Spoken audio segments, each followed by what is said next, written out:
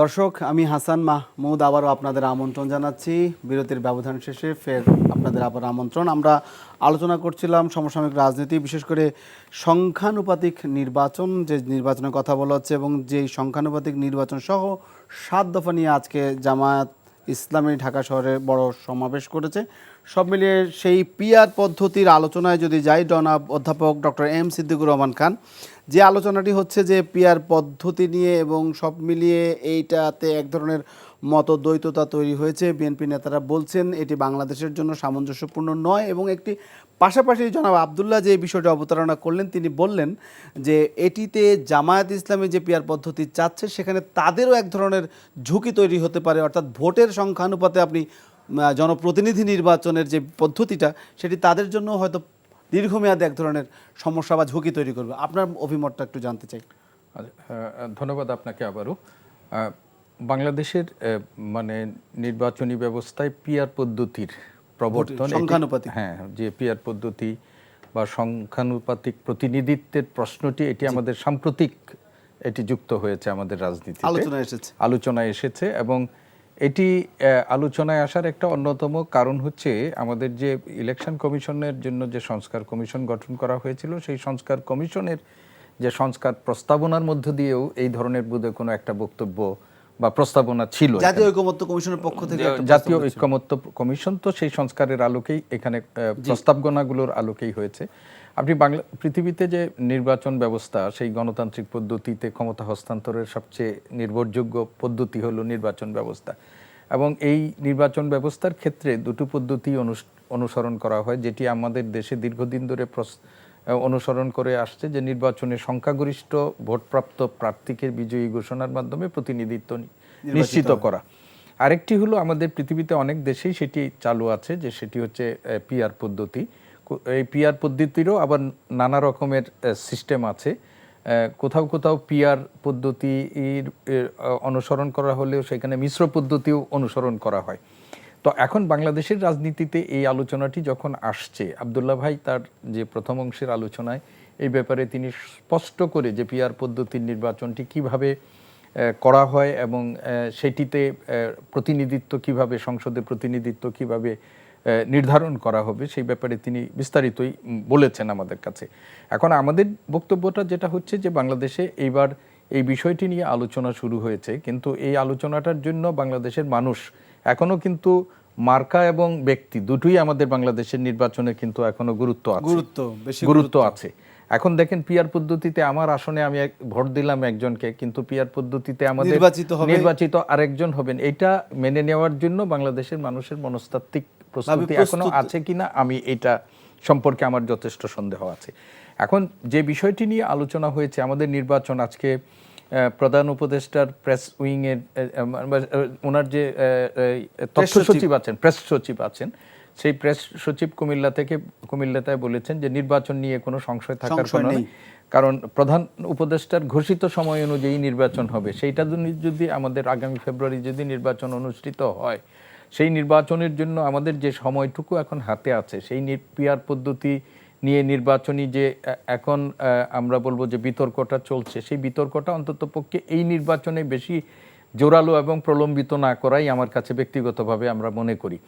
PR পদ্ধতি নিয়ে যে আলোচনাটি শুরু হয়েছে, সেটার জন্য বাংলাদেশের মানুষকে আরেকটু এটা বোঝানোর জন্য বা এটাকে তারা আরেকটু উপলব্ধি করবে, সেই সময়টাও দরকার। এখন পিআর পদ্ধতি নিয়ে যদি আমাদের রাজনৈতিক দলগুলোর মধ্যে যদি কোনো সমঝোতা না আসে, যদি সমঝোতায় তারা না পৌঁছতে পারে, তাহলে কেউ কেউ আশঙ্কা করছেন যে এই নিয়ে নির্বাচনে একটা অচল অবস্থা তৈরি হতে পারে। এখন এই অচল অবস্থা কি আমরা করতে চাই? আমরা তো একটা গণতান্ত্রিক ব্যবস্থায় উত্তরণের জন্য সবাই চেষ্টা করছে। বাংলাদেশের দীর্ঘ 50 বছরের বা বলেন যে নির্বাচনী একটা অভিজ্ঞতা মানুষের আছে, যদিও সেই নির্বাচন নিয়ে নানা রকমের প্রশ্ন আমাদের আছে, কিন্তু নির্বাচনী একটা অভিজ্ঞতা বাংলাদেশের আছে। তো এরকম একটা বাস্তবতার মধ্যে আমরা আগামীতে যে নির্বাচন হতে যাচ্ছে, সেই নির্বাচনে পিআর পদ্ধতি নিয়ে যে এখন বিতর্কটা চলছে, সেই বিতর্কটার একটা অবসান হওয়া দরকার। এবং এইবারের নির্বাচনটা অন্ততপক্ষে আমাদের সামনে যে নির্বাচন, ত্রয়োদশ জাতীয় সংসদ নির্বাচন যেটি আমাদের সামনে আছে, সেই নির্বাচনটি আমাদের বিদ্যমান যে নির্বাচন পদ্ধতি আছে সেটি অনুসরণ করে করাটাই হবে আমাদের জন্য সবচেয়ে ভালো। কারণ পিআর পদ্ধতি একদিকে যেমন আপনার মানুষের বোঝার ব্যাপার আছে, সেইখানে আমাদের এটাও একটা নতুন অভিজ্ঞতা হবে, ইলেকশন কমিশন বা অন্যদের জন্য একটা নতুন অভিজ্ঞতা হবে, এবং সেটার জন্য আমাদের পর্যাপ্ত সময় এই মুহূর্তে আছে বলে আমি মনে করি না। ফলে আমাদের বিদ্যমান রাজনৈতিক ব্যবস্থার মধ্যেই, মানে নির্বাচন পদ্ধতির মধ্য দিয়েই আগামী নির্বাচনটা তত্ত্বাবধায়ক সরকারের অধীনে, ইন্টারিম সরকারের অধীনে যেভাবেই বলুন না কেন, সেইটা যেন অবাধ, সুষ্ঠু একটা গ্রহণযোগ্য নির্বাচন হয়। এবং আজকে জামাতের পক্ষ থেকে যে দাবিটি করা হয়েছে, তার 7 মধ্যে দফা একটি দাবির দাবি মধ্যে হচ্ছে একটা level দাবি playing। হচ্ছে একটা লেভেল playing ফিল্ডের মাধ্যমে যেন সকল ছোট বড় রাজনৈতিক দল যাদের নির্বাচনে অংশগ্রহণ করার জন্য যোগ্যতা আছে, তারা যেন যথাযথভাবে তাদের নির্বাচনে অংশগ্রহণ করে নির্বাচনে প্রতিদ্বন্দ্বিতাটা তারা সুষ্ঠু সুচারুরূপে করতে পারে, সেটি নিশ্চিত করাই হবে এখন একটা বড় দা। আর যেটি বলছিলেন যে জামাত ক্ষতিগ্রস্ত হবে কি হবে না, সেটা উনি ওনার বিশ্লেষণের মধ্যে একটা জিনিস বলেছেন, সেটা নতুন করে আর বলার কোনো কারণ নেই। যে আশঙ্কার কথা তিনি বলেছেন, সেই আশঙ্কা যদি কার্যকর হয়, তাহলে ওনার যে ধারণা, সেই ধারণাটা কিন্তু সত্যেও পরিণত হয়ে যেতে পারে বলে আমি মনে করি। ফ্যাসিস্টের ফিরে আসা মানে তাদের একটা পুনর্বাসন, নামে বেনামে একটা পুনর্বাসনের একটা সুযোগ তাদের পিয়ার পদ্ধতিতে লুকিয়ে আছে বলছেন, থাকতে পারে। তো এইটা আমাদের কারো কাছেই প্রত্যাশিত নয়। ফলে আমরা মনে করি অন্ততপক্ষে এই নির্বাচনটা যেন আমাদের বিদ্যমান নির্বাচনী যে আইন এবং পদ্ধতি, যেটা আমরা অনুসরণ করে অভ্যস্ত, সেইভাবে যেন এটি করা হয়। আচ্ছা, আমি জনাব এম আব্দুল্লাহ, নিশ্চয়ই শুনেছেন আমি এই প্রসঙ্গে, নির্বাচনের কথা বলা হচ্ছে, এই প্রসঙ্গে যদি প্রেস সচিব যে বক্তব্যটি দিয়েছেন জনাব সিদ্দিকুর রহমান, ডক্টর সিদ্দিকুর রহমান খান, যেটা বললেন যে নির্বাচন ফেব্রুয়ারিতে হবে, আর যদি কিছুটা বিলম্ব হয় সেক্ষেত্রে এপ্রিলে, এই সময়সীমা এখন পর্যন্ত আমাদের দেয়া আছে। লন্ডনের জনাব তারেক রহমানের সাথে ডক্টর মোহাম্মদ ইউনূসের যে বৈঠক, সেখানেও আমরা দেখেছি যে এই ঘুরে ফিরে এই টাইম ফ্রেমটাই এসেছে, এবং তারপর থেকে, বিশেষ করে ওই ঘোষণার পর থেকে এক ধরনের বিভাজন, বা আমরা যে অনৈক্যের কথা, বা বিশেষ করে সবচেয়ে বড় কথা, সব বিগত খুব নিকট অতীতে যে ঘটনাটি ঘটেছে সেটি হচ্ছে যে কুরুচিপূর্ণ বক্তব্যে চলে এসেছি আমরা, একেবারে নাম ধরে অশ্লীল বক্তব্যে, শিষ্টাচার বহির্ভূত, যেটাকে রাজনৈতিক শিষ্টাচার বলা হয়।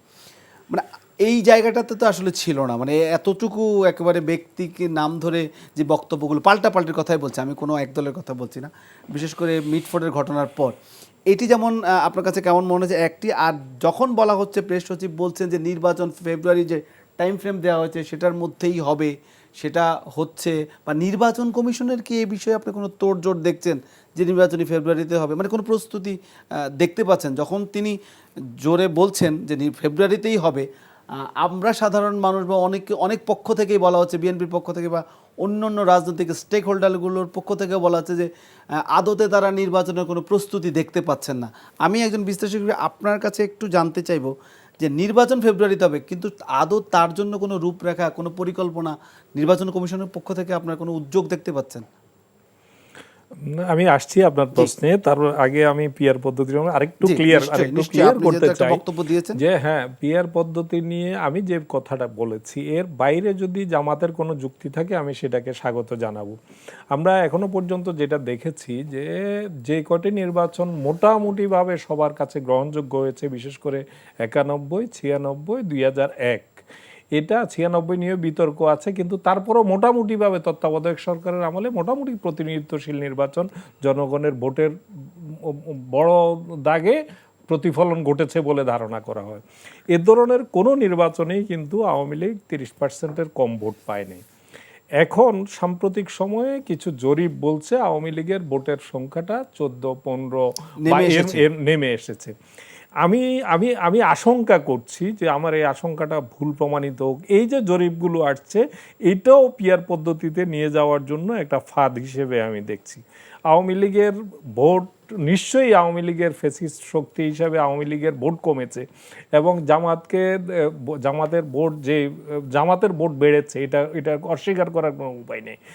আওয়ামী লীগ ক্ষমতায় থাকাকালে ডেইলি স্টারের একটি রিপোর্ট আপনার চোখে পড়েছে কিনা জানি না, তারা গোয়েন্দা রিপোর্টের বরাত দিয়ে একটি রিপোর্ট প্রকাশ করেছে যে জামাতের জনশক্তি মানে কয়েক গুণ বেড়েছে, মানে অনেক, সেই রিপোর্টটা আমার যতটুকু মনে পড়ছে 3 গুণ তাদের যে জনশক্তিটা 15 বছর আগে ছিল তার চাইতে বেশি বেড়েছে। এর তো জনশক্তি বৃদ্ধির যে হিসাবটা দিয়েছে তার সাথে ভোটের যে হুবহু মিল থাকবে তা না, কিন্তু জামাতের ভোট যে বেড়েছে এটা দৃশ্যমান, এটা বলাই যায়। কিন্তু সেটা কি আওয়ামী লীগের ভোটকে ক্রস করেছে এটা এখনো বলার সময় এসছে কিনা আমার কাছে মানে সংশয় আছে। তো সে ধরনের পরিস্থিতিতে যদি সমস্ত আওয়ামী লীগ এবং বামের যে ছোট ছোট পকেটগুলো আছে, বামপন্থী এবং আওয়ামী লীগের 14 দলের যে পকেটগুলো আছে, এই সব পকেটের ভোটগুলো যদি একটি প্রতীকে পড়ে তাহলে কিন্তু এটা জামাতের জন্য দ্বিতীয় প্রধান দল হিসেবে সংসদে যাওয়ার এটার ঝুঁকি তৈরি করে বলে আমি এখনো পর্যন্ত আমার কাছে সে ধরনেরই মনে হয়। কিন্তু যদি আগের পদ্ধতিতে হয়, আওয়ামী লীগের প্রার্থীদের মাঠে ঘাটে চষে বেরিয়ে নিজেকে সেখান থেকে জয়ী করে আনা এই মুহূর্তে অন্তত পক্ষে এই পরিবেশে এই বাস্তবতা এটা সম্ভব না। কোনো প্রতীক দিয়ে ইভেন নৌকা দিয়েও মাঠে ঘাটে এখন তাদের, কারণ অধিকাংশ প্রার্থীর বিরুদ্ধে মামলা আছে, তারা পলাতক আছেন, দেশে নাই বিদেশে আছেন, তাদের পক্ষে মাঠে নেমে জয়ী হয়ে আসা এটা প্রায় অসম্ভব একটা জায়গা। সেটা তো আছে, যদি আসার তাদের সুযোগ তৈরিও হয়, আসবে না আমি ধরে নিচ্ছি যে আসার কোনো সুযোগ নাই, কিন্তু যদি আসেও তাদের পক্ষে প্রার্থী মাঠে দিয়ে পাশ করায় আনা কিন্তু কঠিন। কিন্তু পিয়ার পদ্ধতিতে তারা শুধু যে কোনো একটা প্রতীকের এগেনিস্টে যদি তারা সমর্থন দিয়ে দেয়, শেখ হাসিনা যদি সেটা সমর্থন দিয়ে দেন, তাহলে সেখানে একটা অঘটন ঘটার, তাদের ফিরে আসার একটা পটভূমি তৈরি হওয়ার কিন্তু একটা বড় আশঙ্কা থেকে যায়। আমি জানি না জামাতের কাছে এর বিপরীতে, আমার এই যুক্তির বিপরীতে নিশ্চয় তাদের কাছে হয়তো অন্য কোনো যুক্তি থাকতে পারে, যদি কখনো সামনে আসে আমি সেটা বিবেচনায় নিয়ে সেই ব্যাপারে।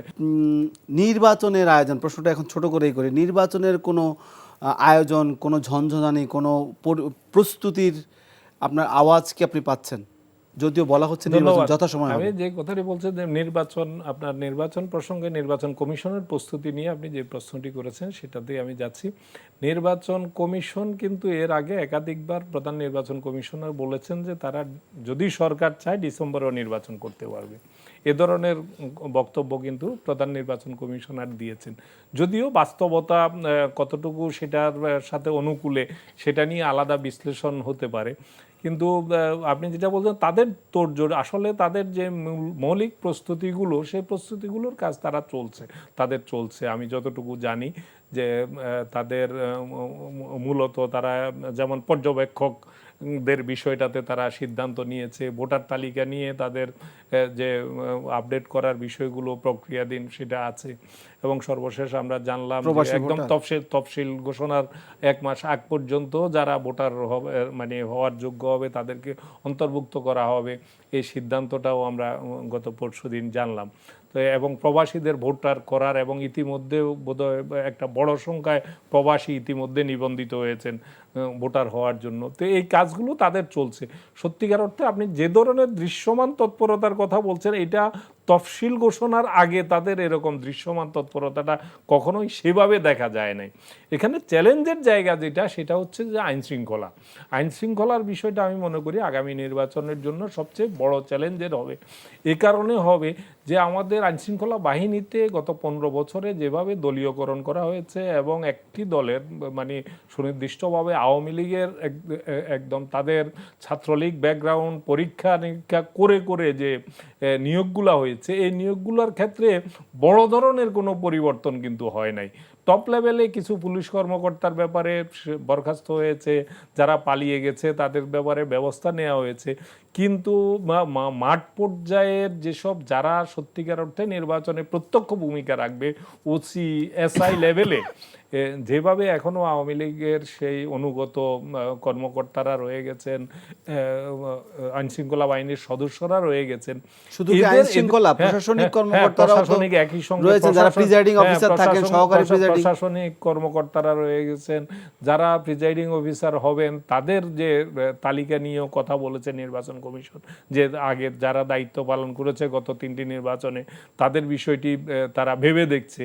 তাদের বিকল্প যে আবার এই পদগুলোতে যারা সাধারণত দায়িত্ব পালন করেন তাদের এতগুলো পদে বিকল্প খুঁজে পাওয়া যাবে, এটা আমার কাছে খুব একটা সহজ মনে হচ্ছে না।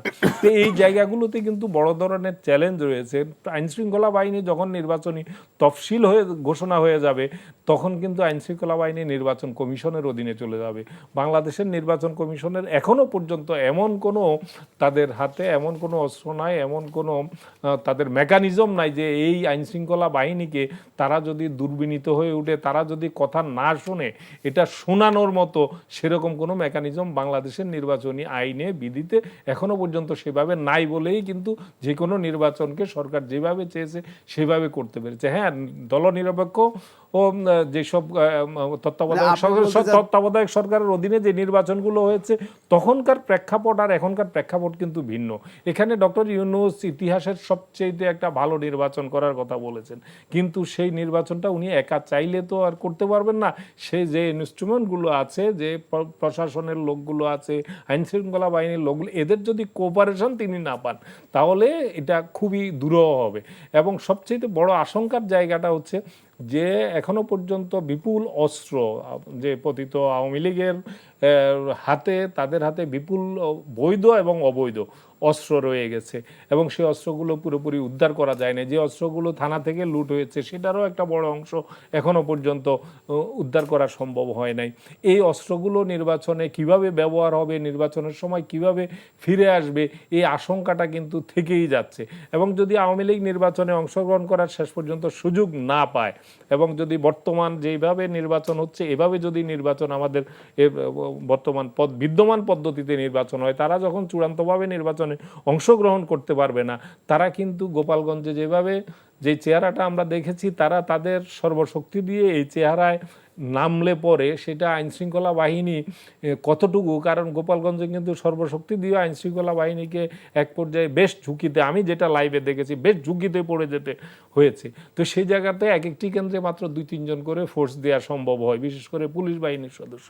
তো এরা কিভাবে আওয়ামী লীগের সে অস্ত্র, অর্থ এবং একই সঙ্গে আমাদের যে রাজনৈতিক দলগুলো প্রার্থী দেওয়ার পরে সেখানে যেসব প্রার্থী মনোনয়ন পাবে না, তাদের যে অভ্যন্তরীণ কোন্দলজনিত যে অস্থিরতা, যে ধরনের সংঘাতপূর্ণ পরিবেশ তৈরি হবে, এগুলার পিছনে পতিত শক্তি যে ইন্ধন যোগাবে, তারা যে নানানভাবে এগুলাকে ক্যাশ করার চেষ্টা করবে, এই চ্যালেঞ্জগুলোই আমি মনে করি আগামী নির্বাচনের জন্য সবচেয়ে বড় চ্যালেঞ্জ।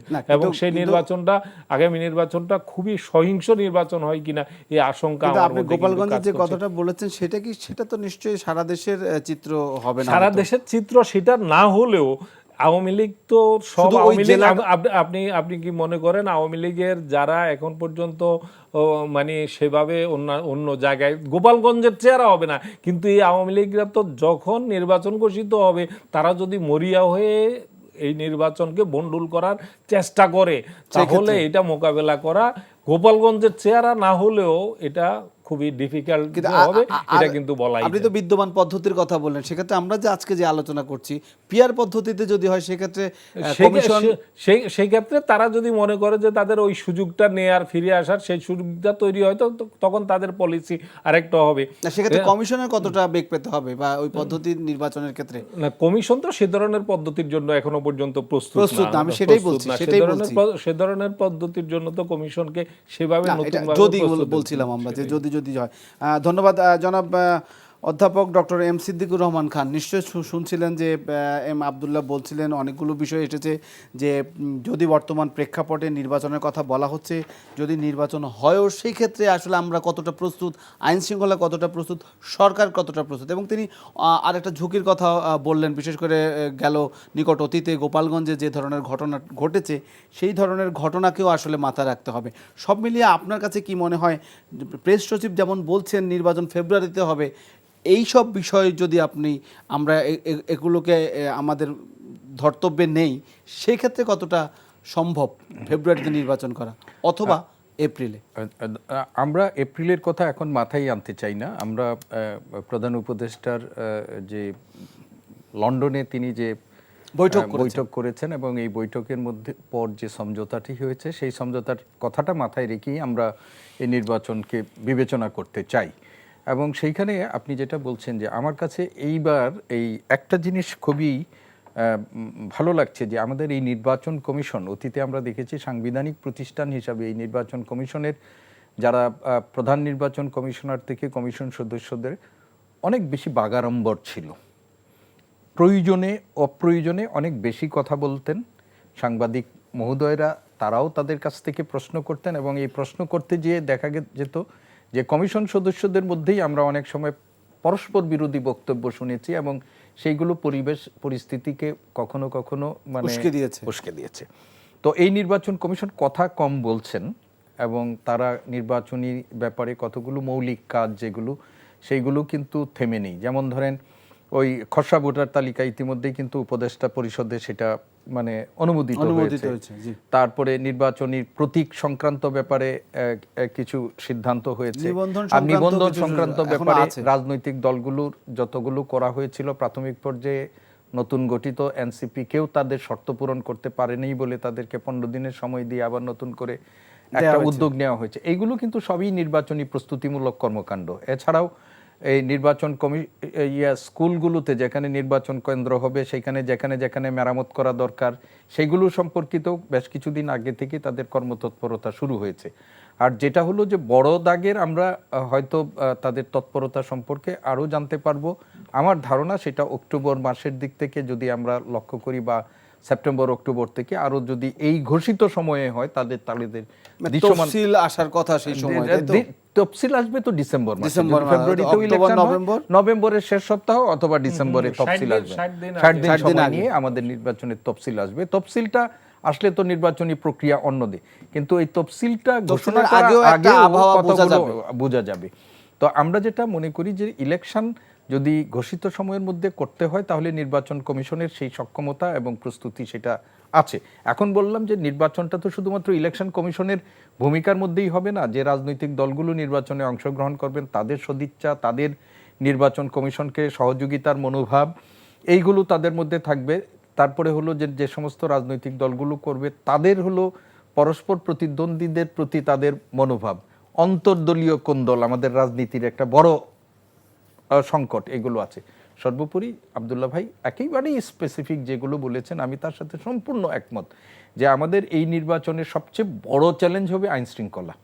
আমরা বাংলাদেশে এই মুহূর্তে মানে আমাদের এই 5 আগস্ট পরবর্তী সময়ে আজকে 1 বছর প্রায় হতে চললো, আমাদের যে কাঙ্ক্ষিত মাত্রায় আইন শৃঙ্খলা পরিস্থিতির উন্নতি হয়েছে সরকারের পক্ষ থেকে আমরা নানা ধরনের প্রচেষ্টার কথা জানতে পারছি, উদ্যোগের কথা জানছি, কিন্তু সেগুলো কিন্তু পূর্ণাঙ্গ রূপে বাস্তবায়িত হচ্ছে বা আইন শৃঙ্খলা রক্ষার বা উন্নতির জন্য যে প্রয়োজনীয় পদক্ষেপগুলো সেগুলো কার্যকর হচ্ছে সেটা আমরা দেখিনি। অবৈধ অস্ত্রের কথা আপনি গোপালগঞ্জে দেখেছেন যে প্রকাশ্য সেই অস্ত্র, সেইগুলো কোনো বৈধ অস্ত্র না, অস্ত্রের ব্যবহার এখানে হয়েছে এবং সারা দেশেই এই ধরনের অস্ত্রের আছে, অস্ত্র উদ্ধার হয়নি। হয়তো সরকার অস্ত্র উদ্ধার নির্বাচনী প্রক্রিয়ার দিকে হাঁটলে মানে সেই অস্ত্র উদ্ধার থেকে শুরু করে আরও অনেক কাজ করবে, কিন্তু চ্যালেঞ্জ আছে। কিন্তু এই চ্যালেঞ্জ মোকাবেলায় যদি সরকারের সদিচ্ছা থাকে, ইলেকশন কমিশনের যদি প্রচেষ্টাটা থাকে, মানে একেবারে সাংবিধানিক প্রতিষ্ঠান হিসাবে একেবারে ইম্পার্শিয়াল অবস্থান থেকে তারা যদি একটা ভূমিকা পালন করেন, আর রাজনৈতিক দল যারা মেইন স্টেক এই নির্বাচনের হবেন তারা যদি মানে যে একটা নির্বাচন গ্রহণযোগ্য দীর্ঘদিন পর এত মানুষের রক্তের বিনিময়ে গণতন্ত্রের উত্তরণের জন্য যে আমাদের আকাঙ্ক্ষাটা এই দেশের মানুষ যে অপেক্ষা করে আছে, আমাদের একটা প্রজন্ম যারা নিজেদের এই পর্যন্ত 30-35 বছর বয়স হয়েছে ভোটাধিকার প্রয়োগ করতে পারে না, তাদের আকাঙ্ক্ষাটার প্রতি যদি তাদের ন্যূনতম শ্রদ্ধাবোধ থাকে রাজনৈতিক দলগুলোর, তাহলে তারাও কিন্তু একটা গ্রহণযোগ্য নির্বাচন অনুষ্ঠানের জন্য নির্বাচন কমিশন সরকার তাদেরকে সহযোগিতা। কিন্তু ডক্টর সিদ্দিকুর, আমি যদি বলি যে আপনার কাছে কি মনে হয়, মানে আপনার অভিমতটা, মানে এই যে জুলাইয়ের রক্তের প্রতি শ্রদ্ধাশীল হওয়ার কথা যেটি বলছেন, কিন্তু এখন যে অবস্থা কাদা ছোড়াছুড়ির, সেটা কি আপনার কাছে, আপনি যদিও এর আগে একটি মত দিয়েছেন যে অভ্যুত্থানে ঐক্যমত থাকলেও পরবর্তী আদর্শিক জায়গা থেকে ভিন্নমত প্রদর্শন করবে, কিন্তু সেটা কি একেবারে ব্যক্তিগত পর্যায়ে আমরা এখন যে পরিস্থিতি দেখেছি বা দেখছি সেটা কি আরও সাংঘর্ষিকের দিকে যাচ্ছে না, মানে আপনার কাছে সেটা কি মনে হয়? আমি সেখানে কিভাবে জুলাইয়ে ভাবছেন? আচ্ছা, এই গোপালগঞ্জে যে পরিস্থিতি তৈরি হয়েছে, সদ্য প্রতিষ্ঠিত রাজনৈতিক দল যারা এই অভ্যুত্থানের মূল স্টেক হিসাবে তাদেরকে দাবি করেন বা তারা মনে করেন, সেই রাজনৈতিক দলটাকে যে চ্যালেঞ্জের মধ্যে পড়তে হয়েছে, এই রাজনৈতিক মতভিন্নতা, মত পার্থক্য যদি আমাদের মধ্যে না থাকতো তাহলে এই ধরনের ঘটনা কিন্তু এতটুকু হতো না, এই মাত্রায় ঘটতো না। আমি বলবো আদর্শিক পার্থক্য থাকতে না না না, পারে, এই যে এটা থাকবে, নিজেদের মধ্যে কিন্তু ভিন্ন মতের শ্রদ্ধার জায়গাটা আমাদের কতটুকু তারপরে রয়েছে? আমরা আশা করেছিলাম যে এরপরে তারা বলছেন যে আমাদের রাজনৈতিক মতভিন্নতা থাকবে। আজকে সার্জিস আলম এই সোহরাওয়ার্দী উদ্যানের সমাবেশেও বলেছেন, কিন্তু কার্যত সেটা করছেন না। আজকে তারা কক্সবাজারে মানে যা বলছেন তা করছেন না। কক্সবাজারে যে কাজটি করেছেন, কক্সবাজারে যে পরিস্থিতিটা তৈরি কক্সবাজারেও হয়েছে, আজকে এক ধরনের আমরা বিশৃঙ্খলা। এখানে বসে আমরা দেখছি যে ধরনের পরিস্থিতি তৈরি হয়েছে। এই রাজনৈতিক দলটি, আমরা মনে করেছিলাম যে এই রাজনৈতিক দলটির মধ্য দিয়ে বাংলাদেশের রাজনৈতিক বন্দোবস্তে একটা পরিবর্তনের ধারা তারা তৈরি করবেন। কিন্তু আজকেও গিয়ে তারা যেখানে করেছেন সেখানে তাদের সমাবেশ পণ্ড হয়েছে, এবং সেই পণ্ডটা হওয়ার প্রেক্ষাপট তারা তৈরি করেছেন। রাজনীতিতে আপনি ভিন্ন মত থাকবে, কিন্তু পরস্পরের প্রতি সহনশীল, শ্রদ্ধাবোধ, এবং রাজনীতিতে আমরা আগেও এই শব্দটি উচ্চারণ করেছি, রাজনৈতিক শিষ্টাচার বলেও একটা কথা আছে, সেইগুলো কিন্তু অনুসরণ করবে। আমি কতটুকু বলতে পারবো, আমার কতটুকু বলার মানে রাইট আছে বা সেলফ সেন্সরশিপ থাকা উচিত, সেটুকু কিন্তু আমাদেরকে আন্দাজ করতে হবে। আপনি ধরেন একটা নতুন রাজনৈতিক দল, তাদের প্রতি জনগণের একটা বড় আকাঙ্ক্ষা, সেই আকাঙ্ক্ষার জায়গাটার মধ্যে যদি তারা আবার একটা পুরনো রাজনৈতিক দলকে আপনি যদি চ্যালেঞ্জ করেন অশালীন অন্যায্য ভাষায়, তাহলে কিন্তু পরিস্থিতিটা তৈরি হবে। আপনি দেখেন সেখানে একজন এনসিপির প্রধান নাহিদ সাহেব, উনি বলেছেন বুড়ো রাজনীতিবিদদের, হ্যাঁ একটা শব্দ ব্যবহার করা হয়েছে, বুড়ো রাজনীতিবিদদের মতো আমরা মানে মিথ্যা প্রতিশ্রুতি দেই না। তো এই ধরনের কর্তব্য, এগুলো আমাদের সেলফ সেন্সরশিপ থাকা উচিত। এবং নতুন রাজনৈতিক দল হিসাবে এদেরকেও কিন্তু আবার আমাদের সিনিয়র পলিটিশিয়ানরা বাচ্চা অমুক তমুক বলে করছেন, সেটাও কিন্তু কোনোভাবেই গ্রহণযোগ্য না। এরা একটা রাজনৈতিক দলের নেতৃত্ব দিচ্ছেন, এরা একটা গণ অভ্যুত্থানের সামনের সারিতে ছিলেন, তাদের প্রতিও কিন্তু আমাদের একটা সহমর্মিতা। প্রথম দিকে একেবারে শুরুর দিকে তাদেরকে এই ধরনের আপনি যেটা অবতারণা করেন, বাচ্চা বা ওরা কি বোঝে, এবং এইগুলো বলা উচিত না আমাদের, এইগুলো বলা উচিত না। সেটারই কি একটা প্রতিধ্বনি বা এটা রিঅ্যাকশন, তো প্রত্যেক অ্যাকশনের রিঅ্যাকশন তো আছেই। তো আমরা যেটা এই মুহূর্তে প্রত্যাশা করি, আজকে সার্জিস আলম সোহরাওয়ার্দী উদ্যানে যেটা বলেছেন, এবং অন্যান্য রাজনৈতিক দলের নেতৃত্বের কাছ থেকেও আমরা শুনছি যে আমাদের একটা ঐক্যবদ্ধ থাকা উচিত ফ্যাসিস্টদের মোকাবেলা করার জন্য, তাদের পুনরুত্থানে। এগুলো যেন শুধুমাত্র কথার মধ্যে না থাকে, এগুলোর প্রয়োগ দেখাতে হবে কাজের মাধ্যমে। যদি সেটা না হয় তাহলে এই কথার কোনো অর্থ হবে না। এবং এই যে মির্জা ফখরুল ইসলাম আলমগীর বলছেন যে দিন যত যাচ্ছে আমরা সংকট ঘনীভূত হতে দেখছি, ঘোলা হতে দেখছি, যে এইটা কিন্তু হবে। এবং এতে এই অভ্যুত্থানের সপক্ষ শক্তির কোনোটাই লাভবান হবে না। আমি এই জায়গাটা থেকে আরেকটা জায়গায় বলছি, সেটা হচ্ছে যে দৃশ্যমান এক ধরনের মতদ্বৈততা তৈরি হচ্ছে। আমি শেষ করে জনাব আবদুল্লাহর কাছে যাব। মতদ্বৈততা তৈরি হচ্ছে, এবং সেই জায়গাটি থেকে তারা বলছেন যে যেমন সংস্কার করা, বিচার করা, পিয়ার পদ্ধতিতে নির্বাচন, এই ইস্যুগুলো দিয়ে কি এক ধরনের ফেব্রুয়ারিতে যে নির্বাচন, তাকে এক ধরনের আটকে দেওয়ার কোনো, আপনার কাছে কি? আমি এক কথায় এটি বলবো যে আমি ওইভাবে এটাকে বর্ণনা করতে চাই না। আমাদের রাজনীতিতে ভিন্নমত থাকবে, দাবির ক্ষেত্রেও আমরা সবাই এক জায়গায় একই রকমের হতে পারবো সেটা না, কিন্তু একটা বৃহত্তর স্বার্থে আমাদের মিনিমাম একটা পলিটিক্যাল ন্যূনতম একটা রাজনৈতিক সমঝোতা থাকতে হবে। জনাব আব্দুল্লাহ, একই বিষয়ে যদি আপনাকে আমি জানতে চাই আর কি, যে এই ইস্যুগুলো সামনে এনে ঢাল হিসেবে অনেকেই বলছেন, এবং বিএনপি নেতা সালাউদ্দিন তো বলেছেনই যে যারা পরিকল্পিতভাবে এই ইস্যুগুলোকে সামনে আনা হচ্ছে, মিটফোর্ড, পরবর্তীতে পিয়ার পদ্ধতি বলি, বা যদি বলি যে সংস্কার আগে হবে নির্বাচন পরে হবে, আবার কেউ বলছেন যে স্থানীয় সরকার নির্বাচন আগে হবে, এই ইস্যুগুলোকে সামনে টানা হচ্ছে। তিনি বলছেন বা বিএনপির বক্তব্য হচ্ছে এগুলো আসলে সেটা বিএনপির বক্তব্য, কিন্তু আমি মনে করি গণ অভ্যুত্থান 24-এর যে গণ অভ্যুত্থান, এই গণ অভ্যুত্থানের যারা শুধুমাত্র যে রাজনৈতিক দলগুলো অংশগ্রহণ করেছিল তা না, এখানে কিন্তু সর্বস্তরের মানুষ, সর্বস্তরের মানুষ কিন্তু এটাতে একাত্ম হয়ে গিয়েছিল, জীবন বাজি রেখেছে। এবং যদি শহীদদের তালিকা যদি আপনি বিশ্লেষণ করেন, আমি ব্যক্তিগতভাবে এই যে মানে নতুন করে ঝালাই করার জন্য আমি এই তালিকাটা দেখছিলাম, এবং তাদের পেশা হিসেবে আমি যদি বিশ্লেষণ করি, তাদের অবাক করার মতো। এর রিকশাওয়ালা, মধ্যে বাদামওয়ালা, শ্রমজীবী, হ্যাঁ, শ্রমজীবী মানুষের এবং এই যে অটো চালায় যেটা, তাদের সংখ্যা, হকারের সংখ্যা, একেবারে শ্রমজীবী মানুষের সংখ্যা, এবং শিশু থেকে শুরু করে তো এই শ্রেণীগুলো যে এই জীবনটা দিয়েছে, তাদের কিন্তু একটা আকাঙ্ক্ষার জায়গা আছে। আকাঙ্ক্ষার জায়গাটা হচ্ছে যে অন্ততপক্ষে বাংলাদেশের যে রাষ্ট্র কাঠামোটা আছে, যেখানে যেই ক্ষমতা যায় সেই যে স্বৈরতান্ত্রিক মন মানসিকতা, ক্ষমতা কুক্ষিগত করার যে মন মানসিকতা, এই জায়গাগুলো থেকে বের হওয়ার জন্য একটা সংস্কারের জায়গাটাতে কিন্তু এই আকাঙ্ক্ষার, জন আকাঙ্ক্ষাটাকে আপনি উপেক্ষা করে যেনতনভাবে একটা নির্বাচন করলেও হ্যাঁ, জনগণের কাছে সেটা কিন্তু তারা স্বাগত জানাবে না। সেই জায়গাটাতে আমি মনে করি যে সংস্কারের যে দাবিটা আছে সেটাকে অবশ্যই সেটাকে গ্রাহ্য করা, এবং যেটা যত দ্রুত, এভাবে ম্যারাথন আলোচনা না করে যত দ্রুত সম্ভব সংস্কারের কাজটাকে, হ্যাঁ, সংস্কারের বিষয়টাকে গুছিয়ে আনা। দ্বিতীয় হচ্ছে যে বিচারের বিষয়টাও অবশ্যই আমি মনে করি একটি রাজনৈতিক, বর্তমান সরকার বিচারটাকে যত যেভাবে এগিয়ে নিতে পারবে, যখন একটি রাজনৈতিক সরকার আসবে তাদের জন্য এই বিচারটা এগিয়ে নেওয়া কিন্তু আরো অনেক বেশি ডিফিকাল্ট হয়ে যাবে। কারণ রাজনৈতিক সরকার যখন তার প্রতিপক্ষ আর একটি বড় রাজনৈতিক সরকারের বিরুদ্ধে এই বিচারটা এগিয়ে নিতে যাবে, তখন সেটাকে অন্যভাবে চিত্রিত করা হবে। বর্তমান সরকারটি নির্দলীয় যে সরকার আছে, সেই সরকারের বিচারটা এমন একটা পর্যায়ে নেওয়া উচিত, অন্তত পক্ষে প্রধান যারা এই খুনি এবং গণহত্যার সাথে দায়ী, তাদের এই বিচারের বিষয়টা নিশ্চিত করা।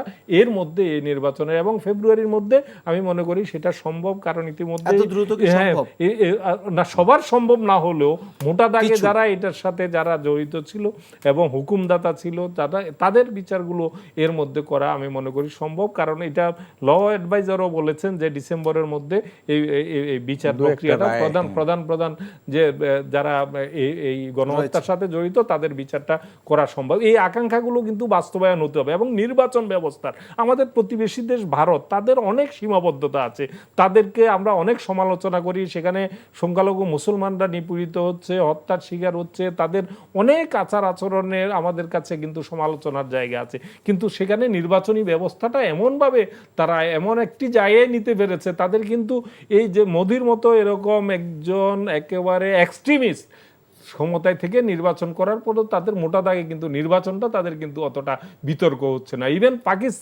পাকিস্তানের আপনি দেখেন যে নির্বাচন, আমরা গত কয়েকটি নির্বাচন বিশ্লেষণ করলে সেখানে কিন্তু নির্বাচনটাকে কিন্তু অতটা বিতর্কিত করার জায়গায় যাচ্ছে না। তো কেন আমাদের নির্বাচনটা, কেন আমাদের এমন জায়গায় আমরা যেতে পারছি না যে অন্তত পক্ষে 5 বছর পরে যে এমন একটি নির্বাচন হবে, যে নির্বাচনটা মানুষ বিশ্বাস করবে যে এই ভোটের মধ্য দিয়ে তাদের যে প্রতিফলন, এই বিশ্বাসটার জায়গা যদি আমরা তৈরি করতে পারি, আমি মনে করি অনেক সমস্যার সমাধান হয়ে যাবে। বাংলাদেশের যত সংঘাত, সেটা হচ্ছে যে এই 5 বছর সরকার যেই সরকারে যায় তারা আরেকবার থাকার জন্য এমন সব মেকানিজম করে যে সে মরিয়া হয়ে যান, যে তখন নির্বাচন ব্যবস্থাটাকেই পুরো তছনছ করে দেন। এই জায়গাটাতে সবচেয়ে গুরুত্বপূর্ণ হচ্ছে এই জায়গাটাতে এমন একটি স্থায়ী ব্যবস্থা করা, যে নির্বাচনে কোনোভাবে ক্ষমতাসীন সরকার যাতে ম্যানিপুলেট করতে না পারে, যথেচ্ছভাবে একটি নির্বাচনী বৈতরণী পার হয়ে ক্ষমতা কুক্ষিগত করার জায়গাটা যাতে না থাকে। এই বিষয়গুলো, এই সংস্কারগুলো যদি না করে যেনতনভাবে আরেকটি নির্বাচনে যান, সেই নির্বাচন বাংলাদেশের ভাগ্যাকাশে আমি মনে করি বিগত সময়ের চাইতেও অনেক বেশি। সেই জায়গায় আসার জন্যই তো একটা জুলাই সনদের কথা বলছে। সেই জায়গায় তো এক ধরনের জুলাই সনদের ব্যাপারে বড় ধরনের বাধা হিসেবে অনেকের সামনে আনতে চাচ্ছেন বিএনপিকে। বিএনপি তো গতকালও পরিষ্কারভাবে বলেছে যে এখন যদি জুলাইয়ের মধ্যে জুলাই সনদ না হয়, তার দায় সংস্কার কমিশনকে নিতে হবে। এবং আমি এই প্রসঙ্গ তো আজকে বলতে চাই যে প্রত্যেকটি রাজনৈতিক দলকে তাদের সহনশীলতার জায়গাটাতে, আজকে যে সালাউদ্দিন বিএনপির যিনি মানে শীর্ষস্থানীয় নেতা এবং গুরুত্বপূর্ণ নেতা, যিনি সংস্কারের এই আলোচনাগুলো করছেন, তিনি গতকাল একটা বক্তব্য দিয়েছেন। তার প্রেক্ষিতে আজকে যে রিপ্লাইটা যে ভাষায় দেওয়া হয়েছে, সেটাও আমি মনে করি যে নতুন রাজনৈতিক দলের পক্ষ থেকে এই জায়গাটাতে শব্দ চয়নের ক্ষেত্রে আরো অনেক বেশি ধৈর্যশীলতার সাথে করা উচিত ছিল। জি, ধন্যবাদ আপনাদের দুজনকে আমাদের স্টুডিওতে আসার জন্য। দর্শক, এই ছিল আজকের আয়োজনে আলোচনার সারবস্তু। এই আলোচনা থেকে প্রাপ্ত কিছু যুক্ত হোক, খোলা থাকুক সত্যের চোখ। সবাই ভালো থাকবেন। শুভ সন্ধ্যা।